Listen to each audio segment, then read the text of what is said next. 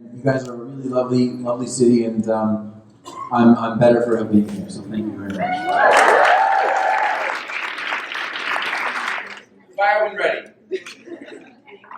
I just have one question. So hi again. I just want to know, what do you think Oliver would be like 2016 Oliver, if he for one reason or another, had missed the game of leaving? Like, do you think that Oliver could have grown into the person that we know today without the island, or to some extent he had to go through everything that he went through to grow into the Oliver that we all know and love today? Well, of course, he went through this trial by fire, so to speak. But if he had missed the gambit, right? Well, no, sorry. Let me backtrack. If he had gotten on the gambit, and because he did, and because he landed on the NU, he was tested to the point where if that person wasn't inside of him, he would have died, right? So clearly, he was put in these extreme circumstances, and it revealed his true self, right? This is true of most men.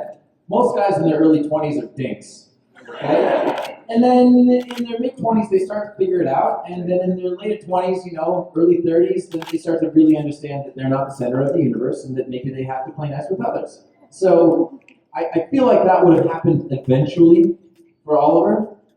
But to answer your question, in 2016, if Oliver hadn't got on the gambit, he'd probably be like the VP of Queen Consolidated, but wouldn't actually work. One of those guys, like the legacy kids, and Walter would secretly hate him, and yeah, it would be bad. I feel bad for him. Thank you. Hi, Stephen. Hey. My other half asked me to ask you this question. She can't be here. She's a massive Turtles fan. How was it for you working on the Turtles set? That's Casey Jones. That's Casey Jones. Well, it was nice. I would have been an extra on the Turtle set, and that would have been nice too. It was amazing playing Casey Jones. But the most amazing thing filming Turtles was to live and to work in New York City. The majority of the shoot, I got to bring my wife and daughter and our friends and their daughter to New York, and we got to live as New Yorkers for a month. My wife has mixed feelings about New York.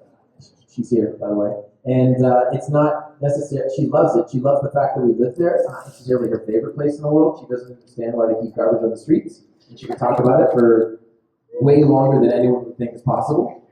But it was really fun to work as an actor in New York City, because New York City is this living, breathing thing. And as an actor, I used to be very affected if anything was out of place. If someone's phone vibrated, not even rang, just vibrated, and I could hear it vibrating, it would knock me out of the scene in some way, shape, or form. We'd be filming Turtles, and paparazzi would just be walking through the set. People moving in the background, people talking, because we're filming on the streets in New York. So that's the thing that I'll take away from Turtles. And the Turtles are nothing without New York City, and I think that we filmed in some of the coolest locations you can imagine. We filmed at the base of the Statue of Liberty. We closed down the streets to race cars. I filmed just south of Times Square. It was incredible. Cool, thank you. Thank you. Hi. I follow your Facebook page, and one of my favourite photos. I have a Facebook page. Quite many followers. Oh, right. Yeah, that Facebook page. Got it. One of my favourite photos was earlier this year when you got snowed in at one of the cons, and the photo was of half of the cast moving as cars stuck in the snow. Yeah. My question is, how did it feel to be a real life hero, and did that con end up being? I was less a hero, and this guy that was driving was more an idiot. Okay?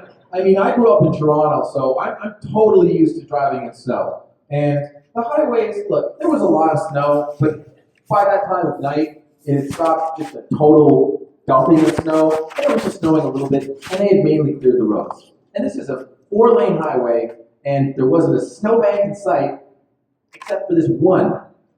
And this guy just ran right into it. And so we're driving home, and look, we got posted up. I wasn't driving, by the way. We got posted up at the hotel where the venue was, and we were there all day hosting people, at a restaurant. having a beer, and another. And then we had an encore party like we have tonight, and we had no musical acts, and we've been with people all day, and we had an awesome time. It's a long way of saying that I was inebriated during that video. And we saw this guy on the side of the road, and he was doing all sorts of weird stuff to make himself more stuck. And I'm like, I know how to handle this. I'm Canadian.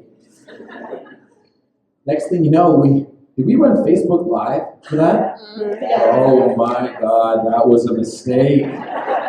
Did it come out okay? No.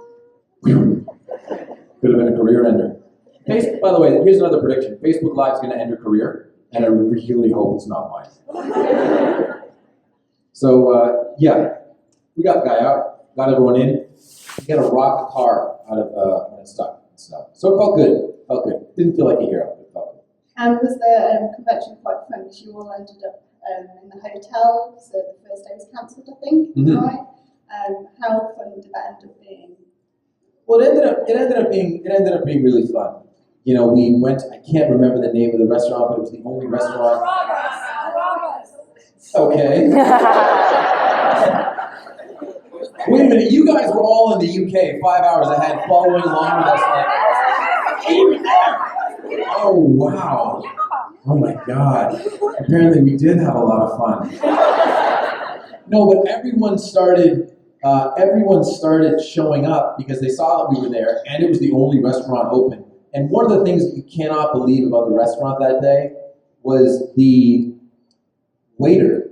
When we got there, there were 2 waiters for the entire restaurant, and the entire thing filled up. And everyone was patient, and we gave the waiter a ridiculous tip.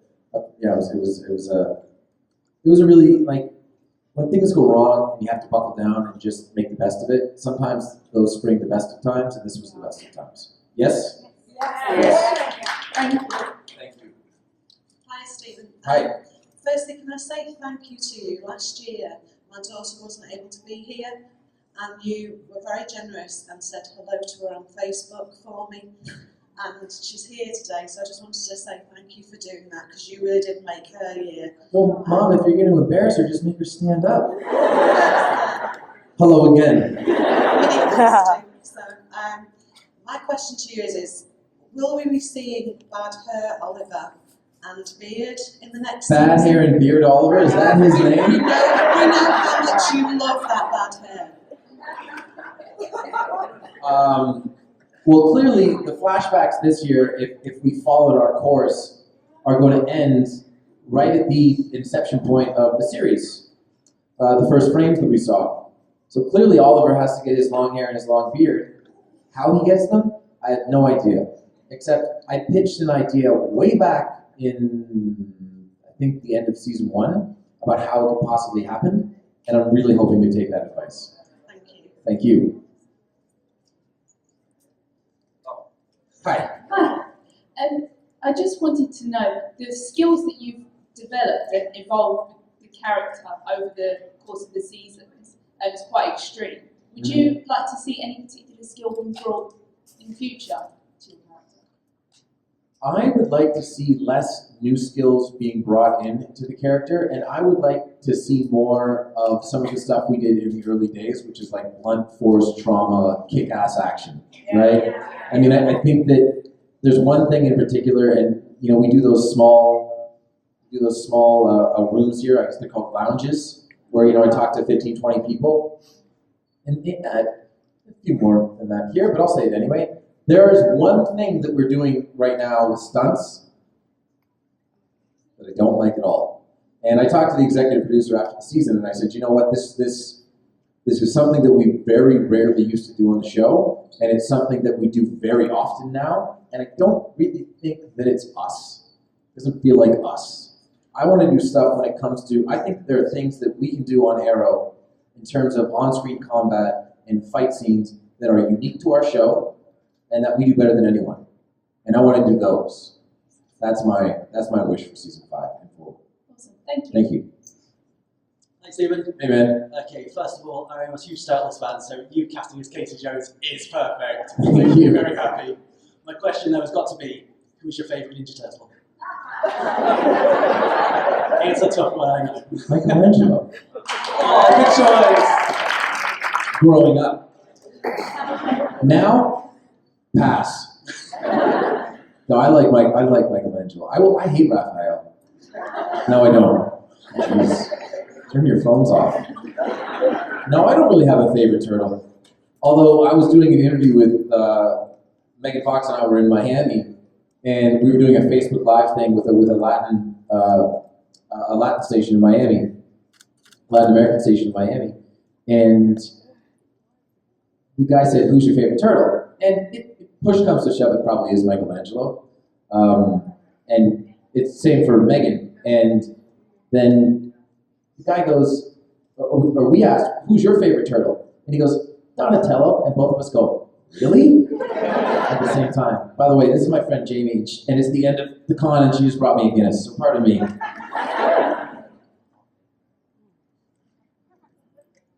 nothing wrong with Donatello being your favorite turtle, it just sort of makes you a weirdo. And there's nothing wrong with being a weirdo. So there we go. Thank you. Please go see the movie. No, seriously. Thank you. Hey man, how you doing? Look, one of the key aspects of superheroes is obviously secret identity and keeping it from friends and family. Yep. Now, an Arrow and the Flash, that's kind of a joke, because usually at the end of the first season, everyone finds out. Yeah. The exception, though, in Arrow was Thea, and she didn't find out until season 3, and it was a really moving scene when Oliver revealed himself to her. I agree.